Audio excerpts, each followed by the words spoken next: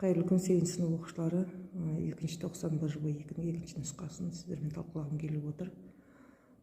Бұл жерде теңдеулерді шешіңіз бірінші тапсырмада.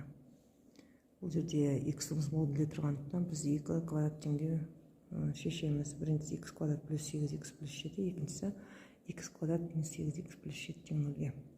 Екеуі де келтірген квадрат теңдеу болғандықтан біз ве теоремасы арқылы шешеміз. Сол кезде бізде x біріміз минус 7-ге, x екіміз минус 1-ге тең болады.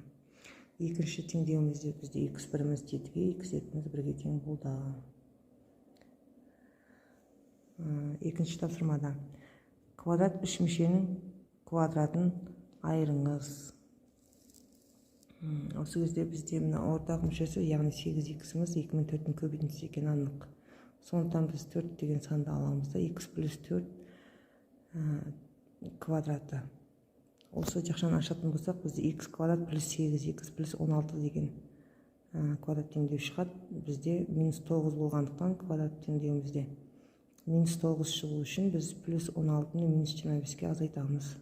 Сол кезде бізде x плюс 4-дің квадраты минус 25 деген теңдеу шығады. Осы жерде бізде n минус 4-ге n минус 25-ке тең болады. Келесі үшінші тапсырмада бізде рационал бөлшек рационал квадрат теңдеулер. Ол жерде біз міндетті түрде мүмкін мәндер жиыны анықтап алуымыз керек. Бізде x-іміз 28-ге тең болмау керек. Екіншісінде x-іміз 3-тен 14-ке тең болмауы керек. Бұл кезде бізде ортақ бөлімге келтіреміз. Ортақ бөлімге келтіріп, алымын көбейтіп, жақшаны ашқан кезде бізде минус 8x квадрат плюс 392 тең 0 деген теңдеу шығады. Осы жерде біз мына жерде таңбаны өзгерту үшін минус 1-ге көбейтеміз. Сол кезде x квадрат 8x квадрат минус 392 тең 0 деген теңдеу шығады. Осы жерден x табатын болсақ, бізде 392-ні 8-ге бөлсек 49 шығады. Туырасынан 49 плюс минус 7 деген мән шығады. Төртінші тапсырмаға оралатын болсақ, төртінші тапсырма бізде жаңа айнымалы енгізу әдісін қолдану арқылы теңдеулерді шешу. Бізде жаңа айнымалы b квадрат теңдеулерде жаңа айнымалыға енгізе аламыз.